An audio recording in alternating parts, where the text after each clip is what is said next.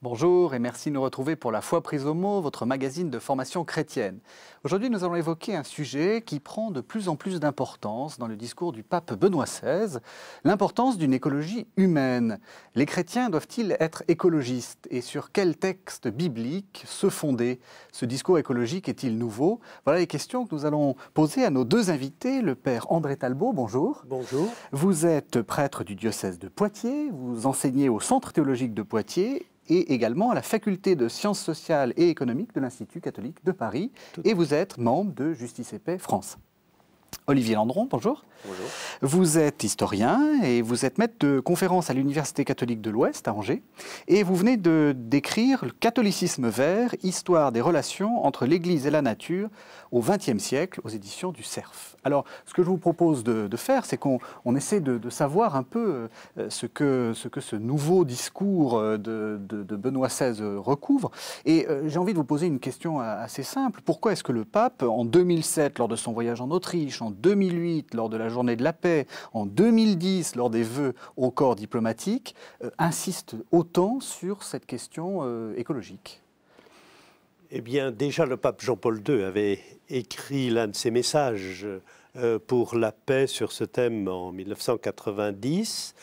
Alors, le terme écologie n'est pas toujours très employé dans le monde chrétien, dans le monde catholique, puisqu'il a d'équivalent avec le terme environnement, le fait de laisser entendre que l'humanité serait comme détachée, comme hors de ce que l'on désigne comme la maison ou l'environnement. C'est pour cela que très habituellement on préfère parler d'un développement soutenable ou durable et solidaire, en ce sens qu'il ne s'agit pas de s'occuper de ce qui nous serait extérieur, mais de penser comment l'humanité elle-même se trouve impliquée dans ce qu'elle fait à la nature, dans ce qu'elle fait avec la nature. On voit que tout de suite, on y reviendra assez longuement, hein, mais qu'il y a une petite spécificité de l'écologie chrétienne, c'est le fait que c'est l'homme qui reste premier dans le discours. Il ne s'agit pas simplement de sauvegarder la nature, entre guillemets. Bien sûr, tout à fait, parce que cette expression sauvegarde de la nature ou de la création a eu cours aussi et a quelques ambiguïtés également. Il s'agit plutôt de promouvoir un développement, mais qui tienne compte de la nature. Mais ce qui est en cause également, c'est le fait que quand l'être humain, quand l'humanité considère la nature comme extérieure, elle oublie sa dimension corporelle. Or, il est important, et je crois que les chrétiens se le rappellent très fortement, il n'y a pas d'humain hors de la corporéité, hors du corps. Oui. Et c'est bien par notre corps que nous sommes partie prenante de cette nature. Et quand nous malmenons la nature, nous nous malmenons nous-mêmes. Donc c'est pour cela que souvent on va parler aussi d'une écologie humaine, en ce sens que se soucier de la nature, c'est aussi se soucier de l'humanité. Et d'autre part, c'est prendre en compte aussi la question de l'avenir et pas simplement d'avantages immédiats. Nous y reviendrons sans aucun doute. Absolument. Donc Olivier Landron, le père Talbot a commencé à le dire, c'est pas du tout une nouveauté ce discours sur la nature et sur la nécessité de la protéger. Ce que vous appelez le catholicisme vert. Oui, voilà. Alors le discours sur la nature de la part de l'Église, on peut déjà en trouver des traces déjà chez les pères de l'Église. Les pères grecs s'intéressent de très près à la nature, au cosmos, donc ça n'est pas nouveau. Le Moyen-Âge aussi, après tout, François d'Assise, si on le dépoussière un peu, si on va un petit peu plus loin que ce qu'on peut en dire habituellement, c'est quelqu'un aussi qui est extrêmement proche de la nature et qui cherche déjà à la protéger. Hildegard de Bingen, c'est exactement la même chose pour le XIIe siècle. On retrouve aussi déjà des accents écologiques assez majeurs chez cette religieuse allemande. Vous disiez à propos de François d'Assise qu'il fallait un peu dépoussiérer. Vous voulez dire, c'est pas simplement les petits oiseaux et non, ça n'est pas seulement le les petits oiseaux. Bon, les franciscains ont beaucoup travaillé là-dessus depuis plusieurs siècles, ça n'est pas nouveau, mais c'est surtout, à mon avis, à travers lui, il faut pouvoir redécouvrir la fraternité. Mais alors, une fraternité entre l'être humain et l'environnement. La notion de fraternité est extrêmement importante, évidemment, chez François d'Assise. Et ça n'est pas simplement les petits oiseaux, justement, mais c'est toute une vision de la création dans laquelle l'homme se trouve en harmonie. Et on retrouve ça, d'ailleurs, chez Hildegard de Bingen aussi. Ouais. Donc la mystique du XIIe siècle. Voilà. Cette façon de parler de fraternité, est-ce que ça évoque quelque chose? Oui, avec quelques réserves cependant, Oui. enfin, dans la mesure où on ne peut pas considérer la nature à la manière d'un sujet conscient. C'est de la même manière que autant le terme d'alliance, qui a un poids biblique tout à fait fondamental, parler d'alliance avec la nature pourrait également être ambigu si l'on laissait supposer que la nature disposerait d'une conscience libre pouvant s'engager. Il y a bien une spécificité de l'humain. Le terme harmonie, par contre, sagesse, et sans aucun doute aussi, et peut-être d'abord le terme responsabilité. Et c'est bien ce que la Bible met continuellement en lumière, c'est comment l'humanité est investie d'une responsabilité. Et ce qui est neuf, cependant, c'est la prise de conscience depuis maintenant un demi-siècle que si l'humanité continue à agir de la manière dont elle agit maintenant, c'est-à-dire si nous produisons et consommons comme nous le faisons maintenant, nous allons dans le mur. Et on emploie parfois la notion d'empreinte écologique et nous savons qu'en moyenne, actuellement, nous consommons une planète, 2. Donc, même si l'on n'est pas diplômé en mathématiques, on comprend fort bien que nous ne pouvons pas continuer ainsi. Ce qui veut dire qu'il y a donc un nouveau stade pour la responsabilité humaine qui vient de se passer, au cœur duquel nous sommes.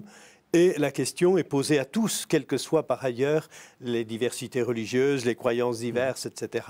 Et ce qui fait un défi doublement intéressant, c'est qu'il nous faut, avec nos diversités, porter ensemble cette question-là, ce qui veut dire pour les chrétiens, le porter aussi avec leur spécificité propre, mais tout en même temps le souci de l'établir dans le dialogue et dans un débat continu avec les contemporains, puisque la responsabilité est commune. C'est aussi cela, on ne peut plus parler de responsabilité qui serait dévolue à telle ou telle part de l'humanité ou à telle nation. Il s'agit bien de responsabilité commune vis-à-vis d'un bien commun qui englobe la nature. Vous montrez qu'effectivement, l'urgence de la prise en compte, disons, se devient de plus en plus manifeste à partir du XXe siècle. Enfin, vous travaillez surtout sur le XXe siècle, et vous avez bien montré que ce n'est pas du tout une nouveauté dans le XXe siècle de parler d'écologie, de parler dans le christianisme, au contraire. Oui, alors il y a des précédents, je pense à l'Arche de Lanza del Vasto, qui fonde sa communauté dans les années 40 et qui est un écologiste avant l'heure. Et c'est d'ailleurs en ce sens-là qu'il est un peu un précurseur de 68, où l'on trouve aussi un certain nombre de communautés alternatives et qui se tournent vers l'écologie. Donc Lanza del Vasto prépare le terrain, je dirais, aux écologistes des années 70 d'un certain point de vue, enfin en tout cas d'un point de vue chrétien. Mais au fond, ce que vous disiez, Père Talbot, par rapport au souci de prendre en compte l'écologie, c'est quand même quelque chose qui, à mon avis, chronologiquement, connaît une acuité particulière à la fin des années 1970, début des années fin des années 1960, pardon, début des années 1970, parce qu'au fond, on a les grandes crises écologiques et elles commencent fin des années 60, début des années 70, ce sont les pollutions industrielles, les problèmes de marée noire, une élévation peu à peu aussi du niveau de température. Donc, tout cela aussi va inciter, je pense, la société et l'Église. Et là, il n'y a pas, à mon avis, de décalage profond sur le plan chronologique. Le premier pas, véritablement, à prendre en compte le discours écologique, à s'intéresser de très près, c'est quand même Paul VI. Jean-Paul II va suivre. Évidemment, vous citiez le fameux discours du 1er janvier 1990, une sorte de charte d'écologie pour les catholiques, même pour les chrétiens plus généralement. Et donc c'est quand même à partir de ces grandes catastrophes industrielles, ces grandes pollutions, que le discours de l'Église va se préciser, à mon avis. Et au début des années 70, le rapport du Club de Rome, donc à la fois sur l'épuisement des ressources d'une part, et d'autre part aussi sur les pollutions qui parfois prennent des tours de catastrophes, mais les pollutions continuent. Des prises de conscience donc très nettes au début des années 70. Alors j'ai une question un peu naïve, pardonnez-moi, mais vous êtes à Justice et Paix, donc vous êtes bien au courant des choses. La situation est véritablement grave. Parce que c'est vrai qu'on a des discours quelquefois un peu divergents, on peut suspecter certains d'être de parti pris économique ou des choses comme ça. Franchement, c'est grave. Oui, tout à fait. Et nous venons d'avoir une séquence de travail dans le groupe de Justice et Paix, et c'est mon lieu de travail habituel, où des personnalités suivent ces questions-là et sont très inquiètes actuellement pour deux raisons. La première, c'est en raison de la crise économique, on met sous le boisseau le souci de l'avenir de la planète. Ouais. Et deuxièmement, il y a comme une certaine usure qui semblerait à se faire dans l'opinion, et notamment les pouvoirs publics aujourd'hui reculent devant les décisions qui seraient urgentes à prendre. C'est-à-dire que là, l'enjeu, c'est que la société civile elle-même prenne les choses en main pour pousser les responsables politiques. Il y a sans doute aujourd'hui, alors que la situation est grave et s'aggrave continuellement, il y a sans aucun doute, pour différentes raisons, de la part des responsables politiques, une tendance à ne pas le voir, y compris aussi, on s'habitue à... on pense que l'on pourrait bien continuer comme l'on fait en triant un petit peu mieux ses déchets, ce qui serait ridicule. Enfin, c'est vraiment une question majeure et il nous faut reconsidérer d'abord, je crois aussi, nos manières de penser, nous interroger sur nos représentations de ce qu'est le bonheur humain. Il nous faut aller jusque-là. Sinon, nous serons toujours à essayer de trouver un petit rapport technique pour résoudre le problème, mais la question est trop importante. Il nous faut réinterroger et nos raisons de vivre et nos modes de vie. Si on ne fait rien, il se passe quoi ? Eh bien, nous allons vers une aggravation des conditions de vie et d'autre part, nous pourrions à terme aller jusqu'à une quasi-extinction aussi de la vie sur la planète. C'est-à-dire que nos générations ont fait une double prise de conscience avec l'armement atomique. C'est le fait que nous pouvons, sous le mode catastrophique, provoquer la fin de toute vie, ou à peu près toute vie sur la planète, ou nous pouvons, en continuant simplement à vivre comme nous vivons aujourd'hui, arriver, différer dans le temps, mais arriver à la même échéance. C'est-à-dire que, et là nous retrouvons un écho biblique, notamment dans le livre du Deutéronome, choisis la vie et non la mort, c'est la question d'aujourd'hui et qui n'est pas simplement pour les croyants, qui est pour tous. Bien, vous allez vous me préparer une transition toute faite puisque nous allons essayer de voir un peu sur quoi fonder cette écologie chrétienne. Et le titre de l'émission, c'est Bible et écologie. Donc on va essayer de regarder à partir de la Bible ce qu'on peut en dire et aussi essayer de voir ce qu'on peut faire.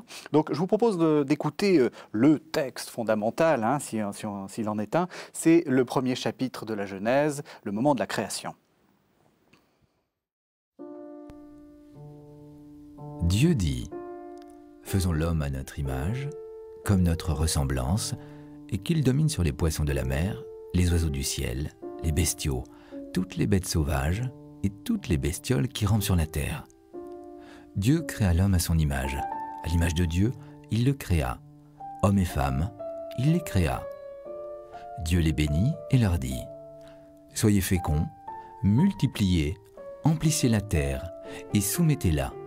Dominez sur les poissons de la mer, les oiseaux du ciel et tous les animaux qui rampent sur la terre. » Dieu dit, « Je vous donne toutes les herbes portant semence qui sont sur toute la surface de la terre et tous les arbres qui ont des fruits portant semence. Ce sera votre nourriture.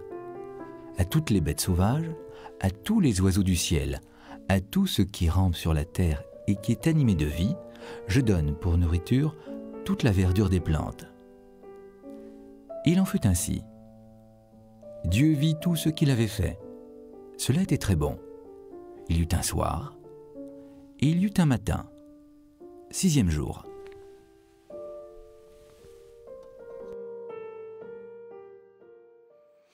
Alors, première question à l'historien. Ce texte, je l'ai dit, ça semble, en 2011, être le texte central, hein, le texte le plus important. Est-ce que ça a toujours été un texte vraiment fondamental dans l'histoire pour définir les rapports entre l'homme et la nature ?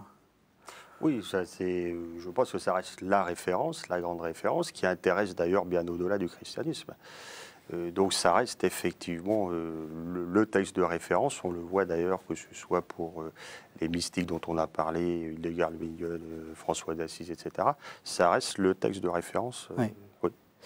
Alors, qu'est-ce qu'il y a dans ce texte? Il y a d'abord la bonté de ce qui est fait, et puis ce commandement de Dieu: je vous donne toutes les herbes portant semences qui sont sur toute la surface de la terre, et tous les arbres, ce sera votre nourriture. Je vous donne.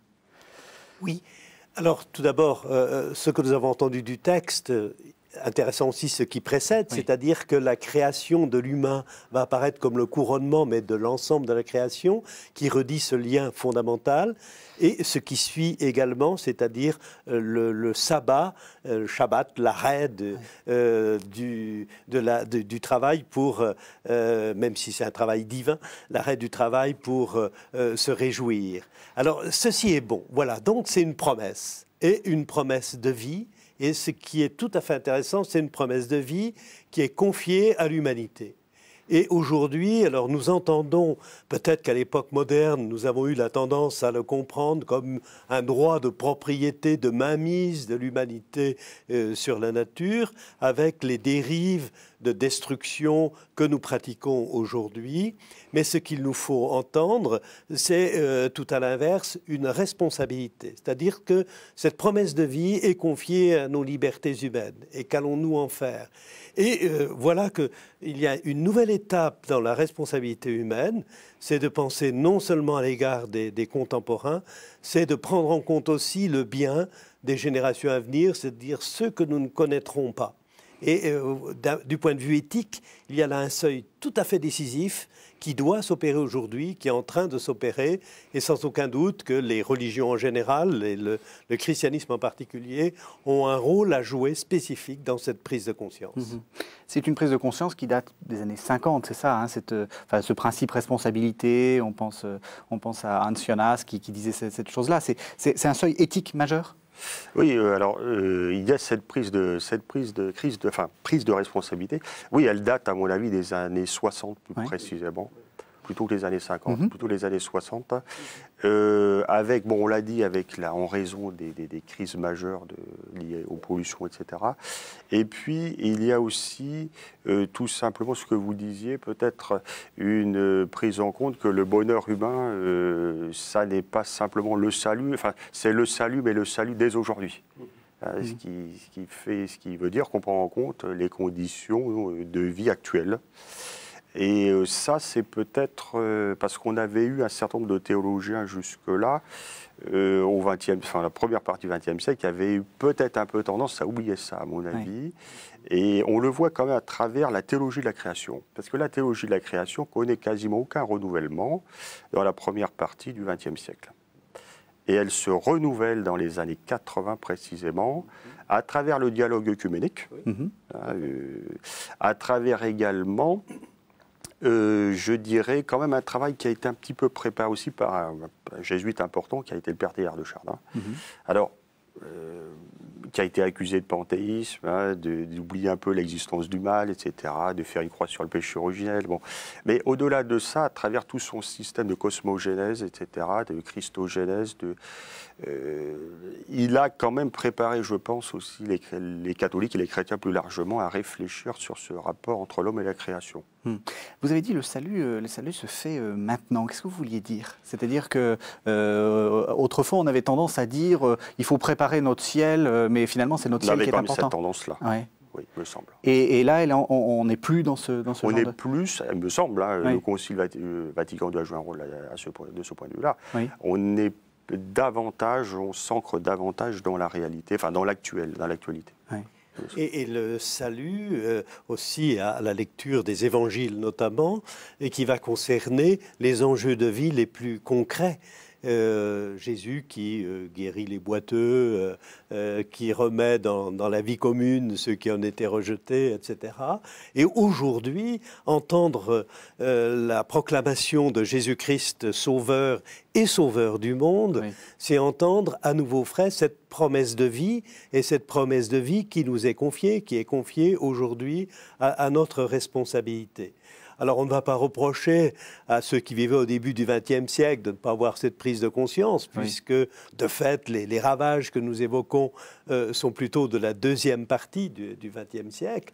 Mais aujourd'hui, pour des chrétiens, ne pas prendre en compte, en confessant Jésus-Christ Sauveur, cette dimension de leur responsabilité aurait quelque chose d'incorrect. Enfin, ce ne serait pas recevoir la bonne nouvelle pour ce qu'elle est. Est-ce que je peux aller jusqu'au bout en étant un peu provocateur? C'est péché? C'est un péché? Bien sûr, le péché, c'est de refuser le don de Dieu. Et vous évoquiez vous-même que dans le récit de création, c'est la grâce d'un don, la beauté de la grâce d'un don qui nous est offert pour que nous-mêmes nous en soyons les bénéficiaires, mais que nous en soyons les responsables, pour permettre aussi que ceux qui viendront après nous puissent bénéficier de ce don. Et le péché, c'est refuser le don de Dieu, c'est refuser l'amour de Dieu, puisqu'aussi toute la Bible résonne du fait que Dieu créateur, Dieu crée par amour. Et qu'allons-nous faire de ce don qui nous est donné gracieusement? Est-ce que nous allons le détruire à la manière d'un gamin qui casse son jouet? Ou est-ce que nous allons faire en sorte qu'il puisse être don pour ceux qui viendront après nous? Alors, on va entendre un deuxième texte qui est moins connu, mais qui je pense, est aussi très important. Vous évoquiez le sabbat de Dieu. Eh bien, il y a, dans la Bible, dans le livre du Lévitique, au chapitre 25, il y a aussi la mention d'un sabbat pour l'homme, et y compris un sabbat pour les cultures. Donc, on va entendre ce texte qui est un peu long. Et Yahvé parla à Moïse sur le mont Sinaï. Il dit, « Parle aux Israélites, tu leur diras, « Lorsque vous entrerez au pays que je vous donne, la terre chômera un sabbat pour Yahvé. Pendant 6 ans, tu ensemenceras ton champ. Pendant 6 ans, tu tailleras ta vigne et tu en récolteras les produits. Mais en la 7e année, la terre aura son repos sabbatique, un sabbat pour Yahvé.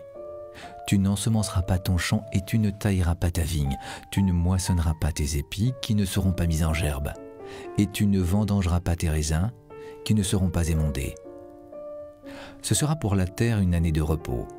Le sabbat même de la terre vous nourrira, toi, ton serviteur, ta servante, ton journalier, ton hôte, bref, ceux qui résident chez toi. À ton bétail aussi et aux bêtes de ton pays, tous ces produits serviront de nourriture. Vous mettrez en pratique mes lois et mes coutumes. Vous les garderez pour les mettre en pratique, et ainsi vous habiterez dans le pays en sécurité. La terre donnera son fruit, vous mangerez à satiété, et vous habiterez en sécurité. Pour le cas où vous diriez, que mangerons-nous en cette 7e année si nous n'ensemençons pas et ne récoltons pas nos produits? J'ai prescrit en ma bénédiction de vous être acquise la 6e année, en sorte qu'elle assure des produits pour 3 ans. Quand vous sèmerez la 8e année, vous pourrez encore manger des produits anciens jusqu'à la 9e année. Jusqu'à ce que viennent les produits de cette année-là, vous mangerez des anciens. La terre ne sera pas vendue avec perte de tout droit, car la terre m'appartient, et vous n'êtes pour moi que des étrangers et des hôtes.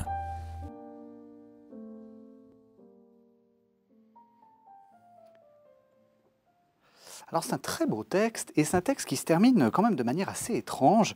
La terre m'appartient, et vous n'êtes pour moi que des étrangers et des hôtes. Donc on n'est pas comme maître et possesseur de la nature, comme disait Descartes, on n'a pas cette possession, on n'est pas les propriétaires de cette planète.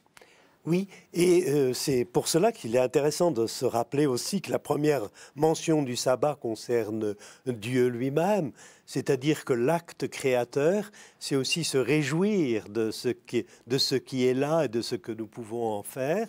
Et ce qui est tout à fait intéressant dans le texte que nous venons d'entendre, c'est qu'il est question finalement de liberté. C'est-à-dire que la liberté humaine va supposer ce respect vis-à-vis de la nature, qui passe par le repos aussi de la nature, mais bien plus profondément dans ce texte-ci, c'est le droit au repos aussi des êtres humains et même des animaux, le droit au repos. C'est-à-dire une liberté, ce qui veut dire que l'être humain, l'humanité n'est pas tout dans l'activité transformatrice. C'est-à-dire qu'il y a cette capacité à accueillir comme un don. Nous sommes des hôtes, nous n'avons pas créé ce monde, nous sommes des hôtes et nous avons en responsabilité de le gérer avec amour et avec amour des autres. Et c'est pour cela que dans l'Église catholique notamment, on tient constamment à associer le fait qu'il y ait une durabilité du développement, mais en même temps une solidarité. C'est-à-dire que nous soyons nous-mêmes libres, et il y aura aussi l'aspect de la liberté vis-à-vis des biens, ne pas être aliénés aux biens que nous produisons, nous libérer pour vivre le partage. Et une solidarité, comme l'écrit le pape Benoît XVI, une solidarité qui vaut aussi entre les générations. De penser donc notre activité humaine, notre responsabilité humaine sous le mode du partage et de la responsabilité. Ce qui est loin d'une image moderne qui consistait à penser que le bonheur se résolvait à la possession des biens et sous le mode individuel. C'est-à-dire que le bonheur est sans doute d'abord dans la qualité de la relation, dans la qualité de la solidarité, si nous prenons un terme plus général, et en termes bibliques, dans la qualité de l'alliance que nous allons vivre, et pour des chrétiens, alliance avec Dieu et alliance avec les frères et sœurs. Ce discours du Père, là, il vous surprend ou il est... parce que je pense que quelqu'un parlant dans les années 50, un prêtre parlant dans les années 50, aurait parlé de manière complètement différente. Oui, et là, j'ai en tête quand même tous les grands responsables de l'agriculture, hein, le syndicalisme agricole et d'essence catholique, hein, oui, très largement, en tout cas pour l'Hexagone. Et au fond, on n'est pas dans ce discours-là à l'époque, hein, jusqu'aux années 50, voire début des années 60, on est dans une agriculture, par exemple, productiviste, et la terre est vue comme un outil de travail, beaucoup plus comme un objet de contemplation pour le monde agricole, mais ça s'explique. Hein, ça n'est pas critique spécifique de ma part. Ça s'explique par le fait que dans l'après-guerre, il faut produire, il y a des risques de famine, et donc il y a une certaine logique à cela. Voilà. Maintenant, on en a peut-être oublié ce que rappelait le Père Jousse, hein, ce célèbre jésuite qui s'est beaucoup intéressé au rythme, hein, dans la nature, comment apprendre en contact avec la nature. On en a oublié peut-être une part de contemplation, ce qu'on redécouvrira plus tard, plutôt dans les années 80, à mon avis. Est-ce que, alors c'est pas le but de l'historien de faire des critiques, mais est-ce qu'on peut dater à partir de quel moment on a dérapé l'humanité au niveau de l'écologie? Est-ce qu'on sait, vous parlez de l'après-guerre, est-ce qu'on est resté sur ce rythme de l'après-guerre qui était normal, il fallait reconstruire? Est-ce qu'on est resté sur ce rythme sans se rendre compte que ça y est, c'était construit et qu'il fallait peut-être un peu baisser notre rythme? Ou est-ce que c'est ailleurs qu'on est parti sur une voie qui était vraiment une voie de garage? Oui. Ouais, je pense que on a parlé des activités industrielles, mais ça date finalement, la révolution industrielle, c'est le 19e siècle, hein, donc ce n'est pas d'aujourd'hui non plus. Ouais. Mais je pense aussi que ce qui se produit depuis le début du 20e siècle, c'est aussi l'urbanisation qui va avec. Mais l'urbanisation peut se développer indépendamment de l'industrie aussi. Oui. Et là-dessus, on aurait des progrès à faire aujourd'hui, puisqu'on voit l'étalement des villes dont on parle de faire des ceintures vertes, etc., autour des grandes villes françaises, mais je ne suis pas certain, malheureusement, que les responsables politiques fassent tout ce qu'il faut dans le domaine. Et c'est assez dramatique de ne pas maintenir aujourd'hui des espaces verts, ne serait-ce que pour les agriculteurs, mais aussi tout simplement pour les loisirs, tout simplement pour vivre mieux. Donc là, il y a vraiment des efforts considérables à faire et c'est absolument indispensable. Alors là aussi, vous me servez de transition, puisqu'on a un peu vu sur quel fondement on peut s'appuyer, hein, pour un discours chrétien vert. Quelles sont les solutions? Alors, quelles sont les solutions qui sont traditionnelles? Le scoutisme, des choses comme ça? Alors, le scoutisme dès Baden-Powell, en 1907, demande à ces jeunes, enfin aux scouts, par rapport à l'animal en particulier, c'est intéressant, il leur demande de le traquer, de le pister, mais dans la mesure du possible de ne pas le tuer. Hein, c'est-à-dire de l'observer, de le comprendre, comprendre son comportement, mais de ne pas le tuer. Ça, c'est très important. Il y a donc là des gestes écologiques très, très importants. On verra après, dans les années 50, plusieurs aumôniers jésuites, je pense au père Rimond, c'est quelqu'un, par exemple, qui conseillera systématiquement aux jeunes de ne pas abîmer les arbres lorsqu'ils passent à côté, de ne pas piétiner les moissons, etc. Donc là, de ne pas laisser des boîtes éventrées le long de la route. Enfin, et ça, ce sont les années 50. Hein, donc, il y a un comportement qui anticipe sur ce qu'on peut parler de l'écologie aujourd'hui. Parce qu'on dit souvent que l'Église n'a pas d'idées, ne sait pas faire, que c'est pas son problème. D'ailleurs, l'écologie, on sent qu'il y a eu tout un savoir-faire éducatif qui existe depuis longtemps à l'écologie, au respect de la nature, à des choses comme ça. Tout à fait, mais aussi, et peut-être plus fondamentalement encore, un travail sur les idées, les images que nous avons. Oui. Olivier Landron l'évoquait. Et finalement, notre gros problème, c'est que nous continuons à raisonner en fonction de principes qui sont datés, qui sont d'hier. Et notamment dans l'après-guerre, oui, il fallait reconstruire, il fallait développer l'agriculture pour nourrir les populations, etc. Et nous continuons d'amplifier le même phénomène. Alors qu'aujourd'hui, il nous faut penser plutôt à partir de la fragilité. Et ce qui est important aussi, et nous le retrouvons souvent dans les textes d'Église, c'est que nous avons le même type d'attitude envers la nature que nous avons envers nos semblables. Et ce que nous voyons apparaître aujourd'hui, c'est peut-être le dépassement, au moins ce serait mon souhait, le dépassement d'une forme d'oppression, de domination sur ses semblables, et de penser aussi à sortir d'une domination sur la nature, pour penser sur la base du respect et de la sollicitude en prenant en compte les fragilités. Il y a des travaux tout à fait intéressants actuellement en sciences sociales qui vont partir de la fragilité. Et donc le modèle du travail humain, ce ne sera plus le métallurgiste avec le métal en fusion, ce sera peut-être l'infirmière qui prend soin du malade. Le prendre soin, voilà sans doute sollicitude, prendre soin, qui suppose aussi une certaine bienveillance et le souci de la liberté de l'autre, le souci de la durabilité de la nature, etc. Et ce sont des thèmes, je me rends compte, auxquels on est très sensibles et que nous pouvons développer en Église, et notamment les évêques de France travaillent actuellement sur ces thématiques-là. Déjà, lors de 2 assemblées plénières des évêques à Lourdes, ce fut l'un des thèmes, ce sera encore un thème à la prochaine assemblée de Lourdes, et ils le prennent très au sérieux, justement pour travailler sur ces références fondamentales, sur les valeurs qui nous servent de critères pour repérer ce qui est bon et ce qui est souhaitable. C'est intéressant ce que vous dites, parce qu'on a l'impression que l'écologie, c'est en supplément, c'est-à-dire qu'on est catho, on est sympa, alors bon, voilà, on essaie de protéger la planète. Pas du tout, c'est une préoccupation constante des évêques en même temps que les lois sur la bioéthique, des choses comme ça. Bien sûr. Il faut le rappeler, non, parce que c'est vrai que ça paraît pas évident. Le souci qu'il y ait un avenir, enfin que cette vie qui nous a été donnée puisse être largement offerte et donnée, mais aussi que ce soit une vie bonne. Et là, il y aurait une réticence vis-à-vis de certains courants écologistes qui voudraient, entre guillemets, parfois nous punir des excès que nos pères auraient faits et que parfois nous-mêmes nous aurions accomplis. Il s'agit plutôt d'une prise de conscience pour réorienter radicalement, mais dans le sens d'une vie bonne. Je crois que des notions comme notion de vie bonne, notion de bien commun, puisqu'il faut le redire, les solutions ne pourront jamais être partielles. Ce ne seront que des solutions complexes, prises à l'échelle de l'humanité, ce qui est un autre problème, ce qui appelle aussi une gouvernance mondiale renforcée qui est peu présente aujourd'hui. Ouais.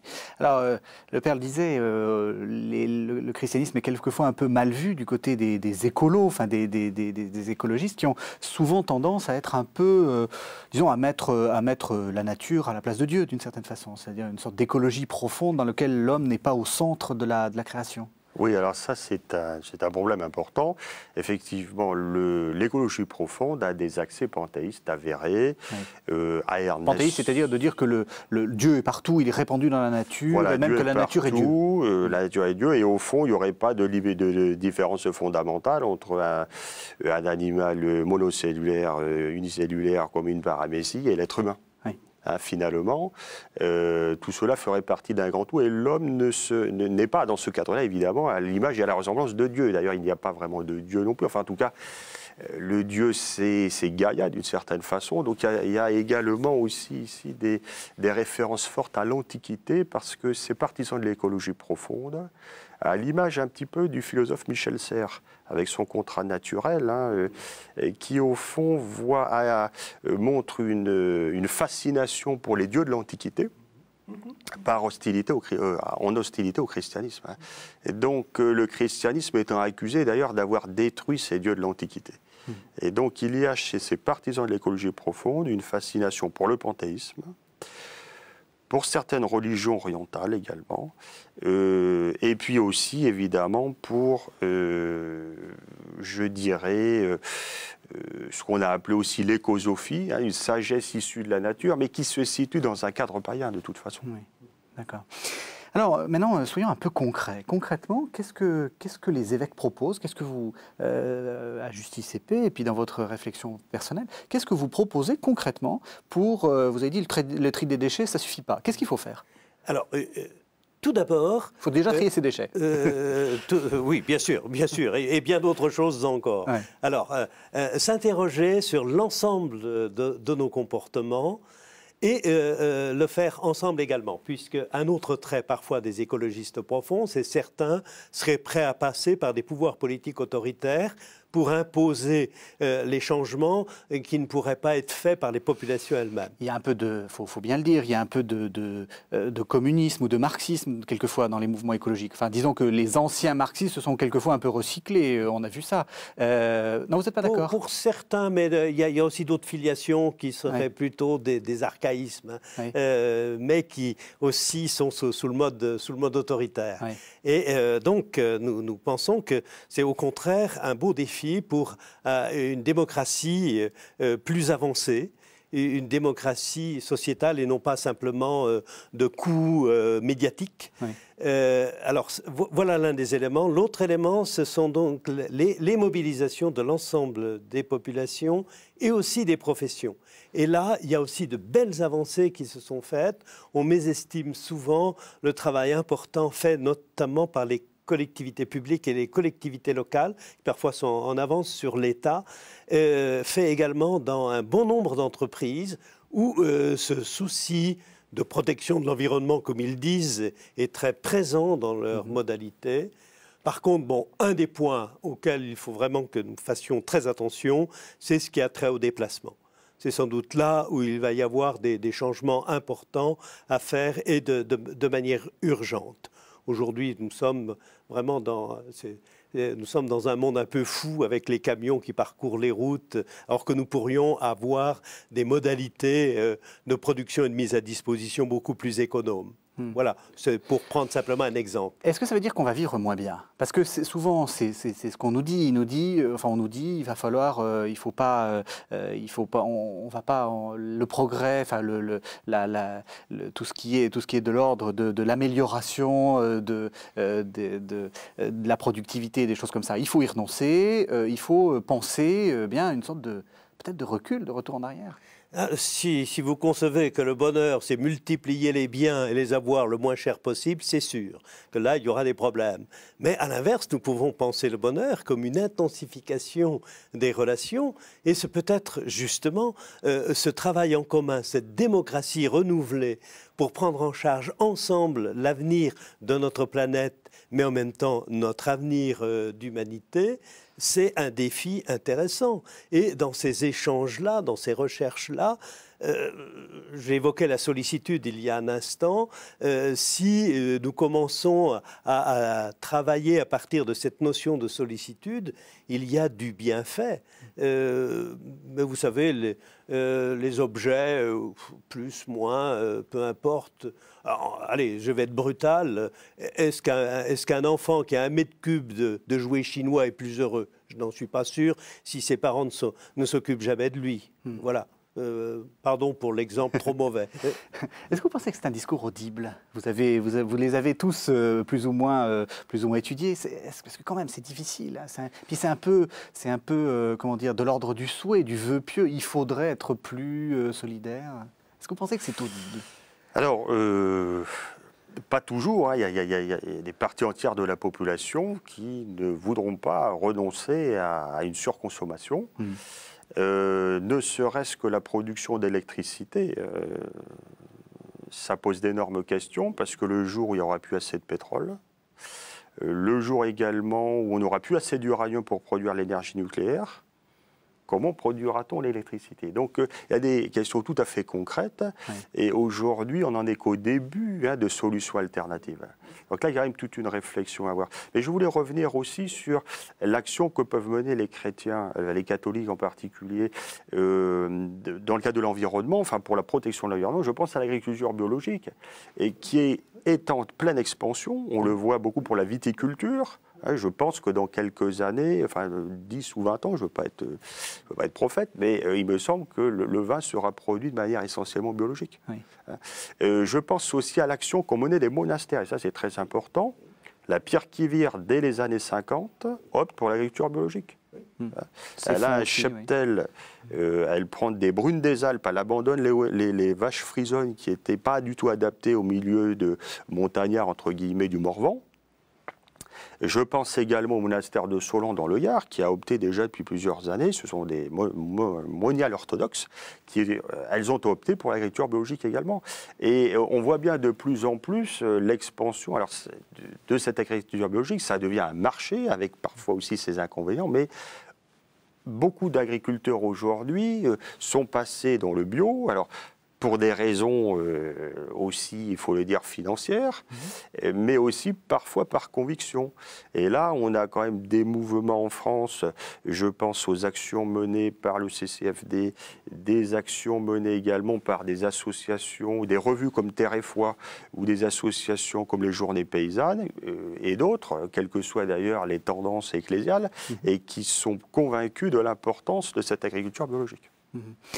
Mais est-ce que vous pensez que qu'il faut que la catastrophe arrive pour que, c'est une question d'ailleurs à tous les deux, qu'il faut que la catastrophe arrive pour que les gens prennent vraiment conscience des choses? Vous avez dit vous-même, il y a toute une frange de la population qui ne sera pas prête. Et on le voit actuellement, là, de manière très concrète. On est en pleine situation de sécheresse. Les gens ne renoncent pas à laver leur voiture comme on leur demande. Oui. Moi, je pense que, premièrement, effectivement, il y a deux aspects. Un, il y a quand même un volet pédagogique. Et là, l'Église a un rôle très important à jouer.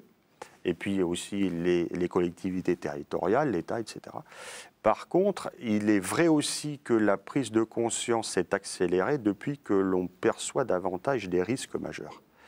Et on voit bien que la catastrophe du Japon concernant l'explosion des réactions nucléaires montre bien que l'on commence à davantage réfléchir sur l'énergie électrique produite par le nucléaire. Donc j'ai bien peur aussi qu'il faille, entre guillemets, quelques catastrophes pour que la prise de conscience se fasse. Alors il me semble que les catastrophes, bon, elles arrivent, il faut bien faire face, mais que jouer uniquement sur la peur ne permet pas de vrais changements. Cela peut ouvrir à des rancœurs pour une part et d'autre part aussi à l'oppression des plus puissants sur les plus faibles.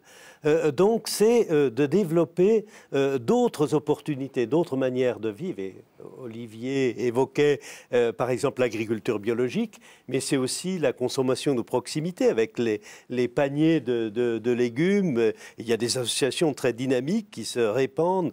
Voilà, c'est qu'il y ait des alternatives positives. Et notamment, nous évoquions les déplacements. Sans doute, nous serons amenés à diminuer nos déplacements, mais nous pouvons intensifier des relations de proximité. Et peut-être aussi penser plus à nos voisins, voilà, etc.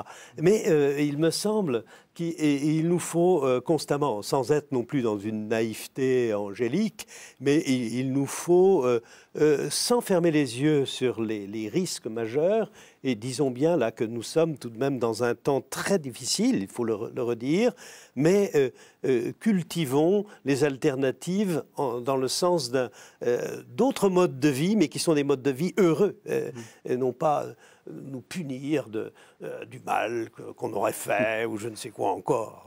Est-ce que vous pensez que l'Église doit être plus claire dans ses messages, qu'il faut faire passer la consigne aux prêtres de dire clairement, en chair, si j'ose dire, eh bien, voilà, c'est mal de faire tel acte contre la planète, c'est mal de faire telle chose. Est-ce que vous pensez qu'il faut refaire un peu recycler un peu les prêtres, c'est très à la mode pour l'écologie, sur ces thématiques-là? Est-ce que vous pensez que c'est important?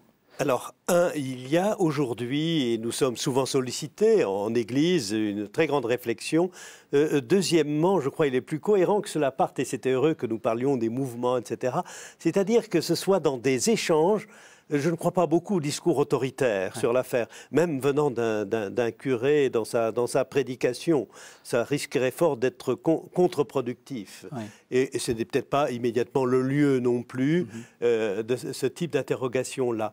C'est plutôt les prises de conscience communes, mais en même temps, souvenons-nous aussi, pour les mouvements chrétiens, pour les communautés chrétiennes, eh bien, de mener des réflexions tout à fait sérieuses sur les économies d'énergie, sur une diminution des déplacements, etc. etc. C'est-à-dire, les chrétiens ne sont pas simplement chargés de délivrer des beaux messages, ils ont aussi à travailler, il y a l'agenda 21 dans les collectivités publiques, faire l'équivalent des agendas 21, que va-t-on faire pour diminuer l'emprise sur la planète? Alors, vous posez la question disons, du rôle du chrétien dans la politique. Est-ce qu'il faut s'engager? Quelle est la position? Alors, l'Église ne fait pas de politique, mais quelle est la position de l'Église vis-à-vis, par exemple, des mouvements écologistes, est-ce que pour vous, ce sont des partenaires? Quelle est leur place? L'Église a toujours promu, pour des raisons diverses, l'historien le dirait, mais a toujours promu l'engagement des chrétiens dans la cité, notamment l'engagement politique. Et notamment, l'accent étant mis très fortement au service du bien commun, c'est-à-dire non pas pour la défense d'intérêts particuliers, c'est parfois ce qui gangrène la vie politique, c'est soit un détour idéologique très, très restreint, trop clos, ou la recherche d'intérêts particuliers, alors que le propre du politique, c'est justement de servir l'intérêt général, plus largement aussi le bien commun, et désormais, c'est Jean 23 qui l'a écrit il y a bien longtemps déjà, un bien commun qui est à l'échelle universelle, que nous ne pouvons plus penser de manière trop sectorisée. Est-ce que, oui. De ce point de vue-là, il faudrait rappeler l'action des centristes, du CDS, donc de la démocratie chrétienne, en faveur de la préservation de l'environnement. Dès la fin des années 1970, non simplement en France, mais au niveau européen aussi, c'est-à-dire la défense de l'agriculture biologique, mais la défense aussi plus largement de l'environnement. Et là, il y a eu des actions très importantes qui sont malheureusement passées sous silence. Et je pense à Pierre Méhaignerie, etc., et d'autres responsables du CDS qui ont été tout à fait actifs à la fin des années 70, début des années 80. Je pense aussi à André Diligent, responsable, il a été un grand responsable du CDS et qui a aidé à ce qu'il y ait une meilleure prise en compte, voilà, de l'écologie dans la société en général, mais cette démocratie chrétienne, en tant que aussi formée de croyants, a agi dans ce sens-là également. Alors nous arrivons à la fin de notre émission. Alors je vais vous poser une question. Vous voulez dire Oui, et je voulais juste compléter en disant que l'ampleur du problème, d'une part, et d'autre part, le type de solution qui, je pense, appelle et suppose une amplification de la voie démocratique, suppose de s'atteler, qu'il y ait une ouverture des différents courants et que le débat s'amplifie sur ces questions-là, et un débat qui soit un débat en raison et non pas simplement des invectives. Alors on arrive à la fin de l'émission et j'ai envie de vous poser une question un peu personnelle.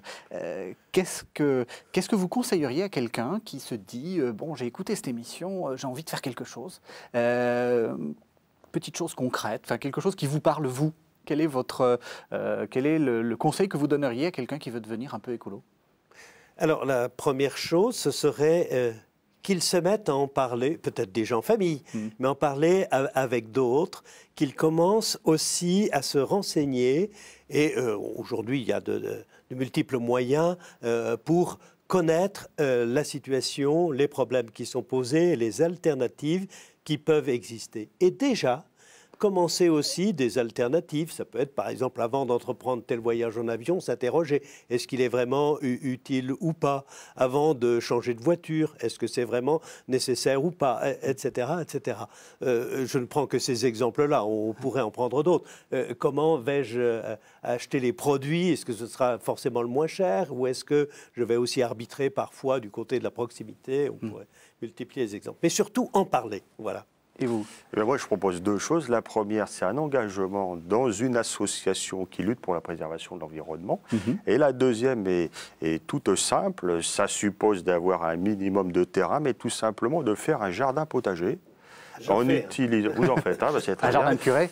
Voilà, et en utilisant les méthodes les plus naturelles possibles, en limitant les pesticides, en travaillant une bonne utilisation de l'eau. Et ça, c'est un très bon moyen d'être sensibilisé, à mon avis, à la question de l'écologie. Eh bien, c'est deux excellents conseils. Alors, d'autres conseils, c'est des conseils de lecture. Je rappelle votre livre. Donc, c'est Le catholicisme vert, histoire des relations entre l'Église et la nature au XXe siècle. Et donc, vous faites en gros une histoire de ce qu'on a fait, la fin de ce que vous nous avez fait. Aux éditions Bayard vient de paraître Oser un nouveau développement. Et vous êtes un peu à l'origine avec d'autres de ce livre. Donc, c'est un peu les solutions que vous proposé, hein. C'est une manière de réfléchir. C'est Justice et Paix qui est à l'origine de ça. Justice et Paix, tout à fait. C'est un travail en commun et nous y tenons beaucoup avec différentes compétences disciplinaires qui se conjuguent. Et puis, l'Université catholique de l'Ouest avait organisé il y a quelques années, c'est ça, un colloque. En 2008. En 2008, que l'on peut retrouver chez Parole et Silence, qui s'appelait Écologie et création et qui était dirigé par Monseigneur Marc Stinger. Voilà, donc, on retrouvera de nombreuses contributions, dont la vôtre, je crois. Mais écoutez, merci à tous les deux. C'était vraiment une très bonne pédagogie. Je crois que, comme vous dites, les choses sont urgentes et il faut absolument que tout le monde s'engage. Merci de nous avoir suivis et à la semaine prochaine.